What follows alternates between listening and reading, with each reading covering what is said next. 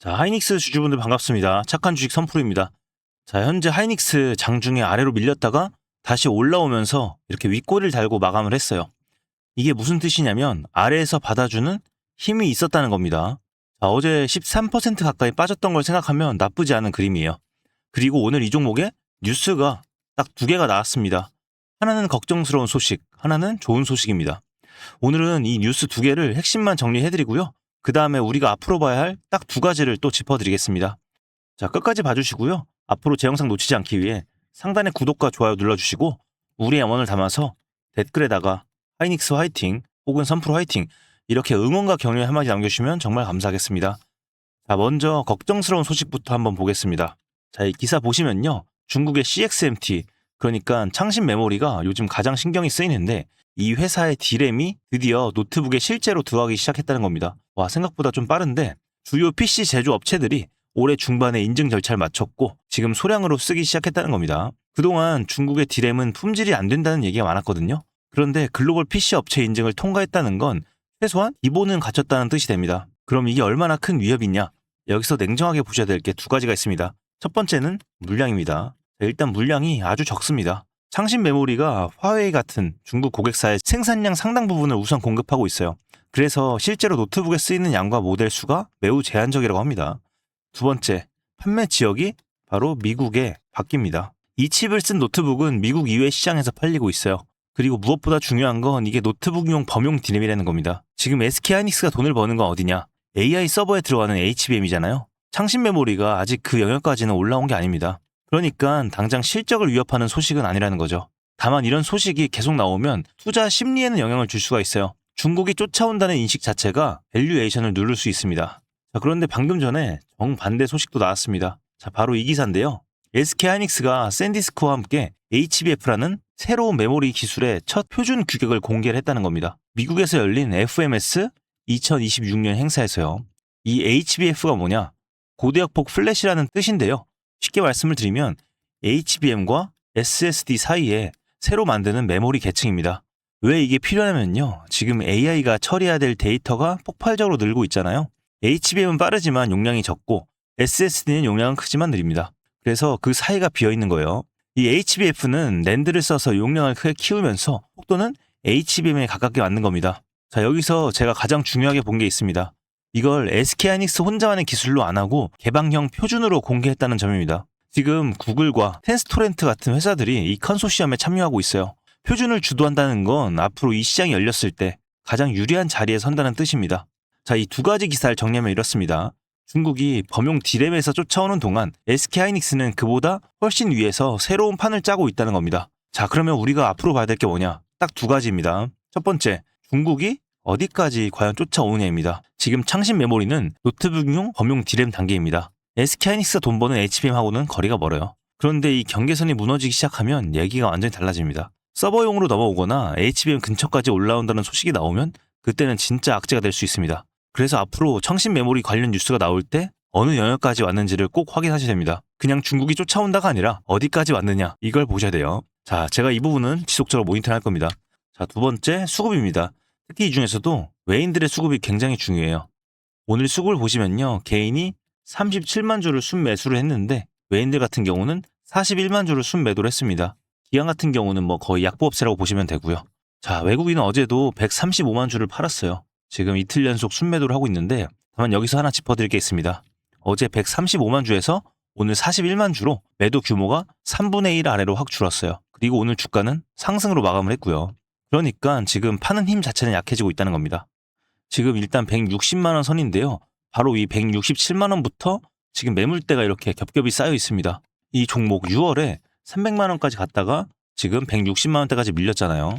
그 과정에서 200만 원대 그리고 300만 원 사이에 물리신 분들 정말 많다는 뜻입니다. 그래서 한 번에 지금 200만 원대까지 회복하기는 굉장히 어렵습니다. 계단을 하나씩 이렇게 밟아 나가야 됩니다. 자, 그러면 어떻게 대응하느냐? 일단 들고 계신 분들 오늘 아래 꼬리 달고 이렇게 반등한 건 나쁘지 않은 신호입니다. 여기서 감정적으로 던지실 자리는 아니에요. 다만 167만 원 1차 저항선에 닿으면 거기서 외인들이 받아주는지를 꼭 확인을 하셔야 됩니다. 그리고 아직 안 들고 계신 분들 오늘 이렇게 올랐다고 해서 급하게 쫓아가지 마세요. 외국인 아직 매도 중입니다. 매도 강도가 줄어든 건 맞지만 매수로 돌아선 건 아니에요. 최소 4일 이상 순매수가 이어지는지 확인하고 들어가셔도 절대 늦지 않습니다.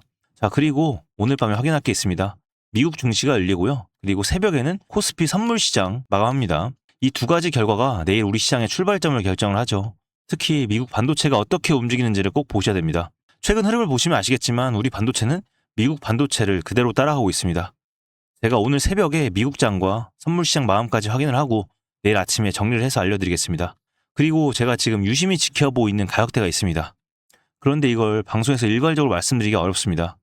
왜냐하면 여러분 각자 평단가와 비중에 따라서 완전히 다르게 적용해야 되거든요. 예를 들면 평단이 250만 원인 분과 160만 원인 분이 봐야 할 자리가 같을 수가 없잖아요. 그래서 제가 우리 주주분들을 위해서 소통 창구를 좀 열어두려고 합니다. 자, 상단에 보이시죠? 010-2464-0491 여기로 우리 SK 하이닉스 보유하신 분들 간단하게 SK 그리고 평단가 남겨주세요. 단순히 사셔라 파셔라가 아니라 여러분 개개인의 평단가와 비중 그리고 상황에 맞춰서 어느 가격대에서 비중을 조절해야 될지 어느 가격대에서 추가 매수를 해야 될지 1대1 맞춤형 시나리오를 제공해드리고 있는데요. 직접 받아보시는 분들이 하시는 말씀이 있어요. 숟가락을 들고 직접 입으로 떠먹여주는 것 같다. 자, 이렇게 평가해 주신 이유 직접 위에 번호로 문자 주시면 확인하실 수 있습니다. 그런데 솔직히 말씀드리면 이걸 방송에서 다 알려드리기가 어렵습니다. 이렇게 해드리면 너무 좋겠지만 각자 평단가 다르고 그리고 상황이 다르고 매매 스타일이 다른데 제가 방송에서 얼마에 사세요 얼마에 파세요 하고 일괄적으로 말씀을 드리면 뒤늦게 방송 보신 분들은 앞뒤 다 자르고 단지 그 가격만 보고 잘못 들어가실 수가 있거든요. 그러면 제가 오히려 여러분들께 피해를 드리는 거예요. 피해를 드리면 안 되잖아요. 그렇기 때문에 제가 이 부분만큼은 각자 상황에 맞게끔 따로 챙겨드리려고 합니다. 자, 혼자 하기 어렵다, 막막하다, 손실이 크다 하시는 분들 그런 분들 지금 바로 위에 번호로 문자 한 통 남겨주시면 되겠습니다. 애초에 지금 알아서 잘하고 계신 분들 굳이 연락 안 주셔도 돼요. 안에 다시 한번 말씀드릴게요.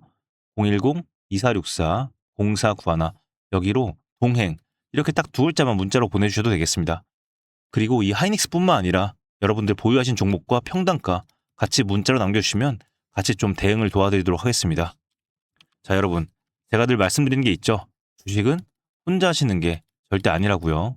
최근 주식장은 특히 변동성이 정말 어마어마하게 크기 때문에 개인 혼자 몇십억, 몇백억을 들고 있다고 하더라도 버텨낼 수가 없습니다. 그만큼 외인들과의 심리적인 싸움에서 굉장히 불리하다는 거겠죠. 그래서 이게 선생님도 필요하지만 같이 갈 수 있는 동료가 정말 필요한 거구나 싶습니다. 그리고 또 같이 해야 재밌잖아요. 그쵸? 물론 지금 이렇게 상당히 많이 빠져서 굉장히 힘드실 거 알고 있습니다. 솔직히 할 맛도 안 나으실 거고요. 그런데 이럴 때일수록 혼자 계시면 더 흔들릴 수밖에 없습니다. 우리는 반드시 이 기준을 미리 잡고 있어야 됩니다. 그러면 반드시 이렇게 상승을 하게 됐을 때 대응을 하시면서 수익권으로 전환하실 수가 있습니다. 왜냐면 주식 하루 이틀 보고 하시는 거 아니잖아요. 자, 그러니까 여러분들은 혼자 하지 마세요. 제가 꼭 도와드리도록 하겠습니다.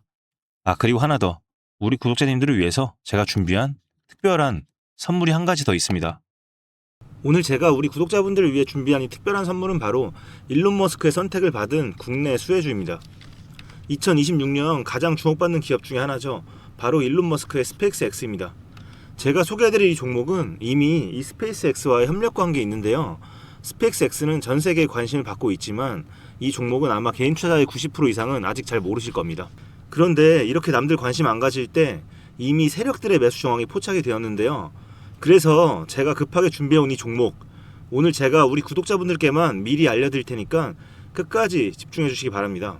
현재 일론 머스크가 집중하고 있는 핵심 사업 영역 보시면 첫 번째 전기차, 잘 아시는 테슬라가 있죠. 그리고 두 번째 자율주행, 이 테슬라를 중심으로 자율주행 기술을 개발을 하고 있고요. 세 번째 우주항공, 스페이스X를 통해서 우주 발사체와 위성통신 사업을 영위하고 있습니다. 그리고 마지막으로 인공지능, 이렇게 총 4분야에서 집중을 하고 있습니다. 그런데 여기서 주목할 점이 있습니다. 바로 단일 기업 혼자서는 절대 불가능한 산업이라는 겁니다.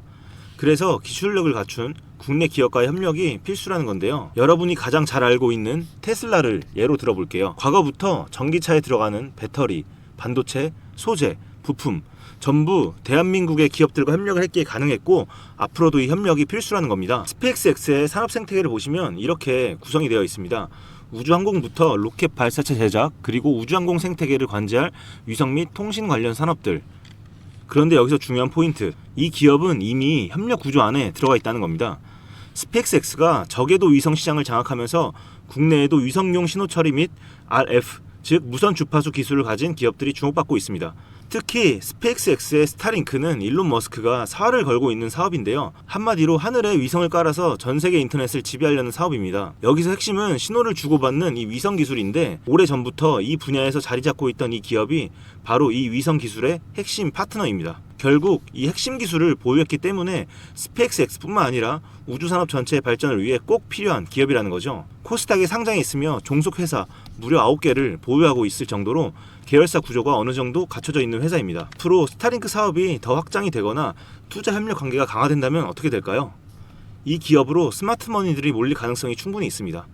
그러면 향후 전 세계 자본의 투자나 협력으로 이어질 가능성도 있는 거죠. 다시 한번 강조드리면 스페이스X뿐만 아니라 향후 우주산업, 통신산업 분야 기업들이 발전하기 위해서는 이 기업이 갖고 있는 핵심 기술 꼭 필요할 거라고 봅니다.